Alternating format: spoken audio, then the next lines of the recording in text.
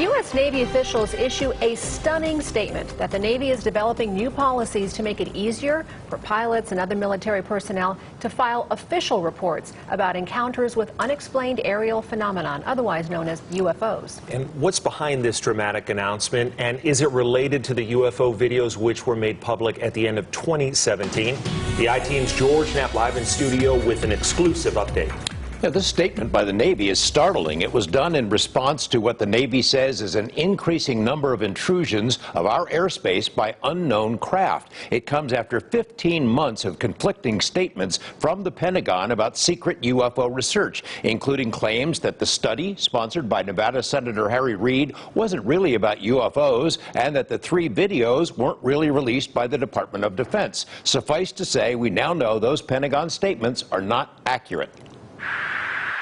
The U.S. Navy's 2004 encounter with an object called the Tic Tac UFO. There's a whole fleet of them. Look on the ASA. The 2015 incursion by multiple unknowns off the coast of Florida, dubbed Gimbal. And a zippy craft aptly known as Go Fast. 2 of these 3 videos were made public in December 2017, released simultaneously by the New York Times and the To the Stars Academy. The provenance of the videos has been disputed ever since. The videos were released by the Department of Defense. The Department of Defense made the decision to release them. Someone gave it a green light. Absolutely. And it wasn't me. Lou Elizondo was a career intelligence officer who for nearly a decade directed ATIP, a secret Pentagon effort that studied and analyzed UFO cases, encounters between unknown craft and military units. The program was initiated at the insistence of Nevada Senator Harry Reid. In 2017, Elizondo left the Pentagon, in part because he felt these incidents were not being given the priority they deserved. But before he left, he initiated a process to get the 3 videos and many more declassified so the public could see them. He insists these encounters are not isolated incidents. ATIP did find a lot of stuff.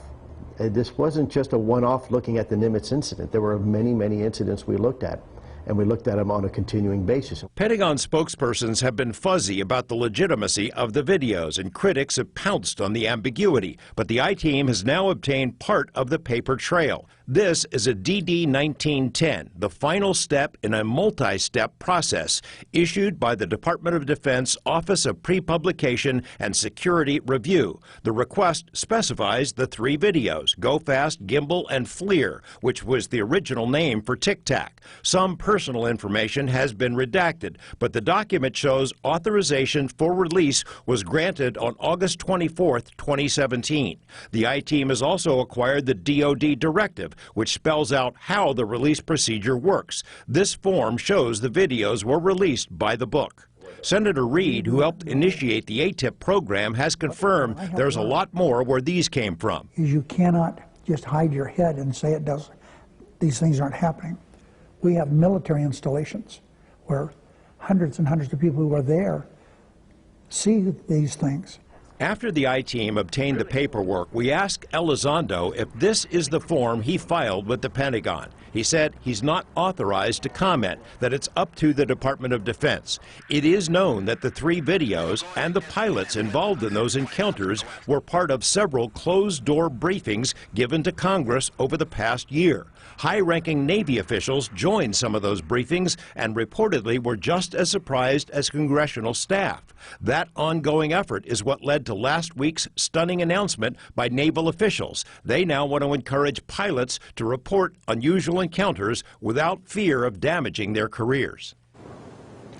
The briefings for Congress underway for the past year or so were arranged by a man named Chris Mellon, who formerly worked for the Senate Intelligence Committee and also for the Department of Defense. Mellon, now with To the Stars Academy, sent a statement to us saying that after senior Navy officials joined the briefings, they realized it was, quote, indefensible to not have a system that allows more reporting of these incidents. We have his full statement and other supporting material on our website, and we want to thank Senator Reid for his help in obtaining documentation related to this report. More to come.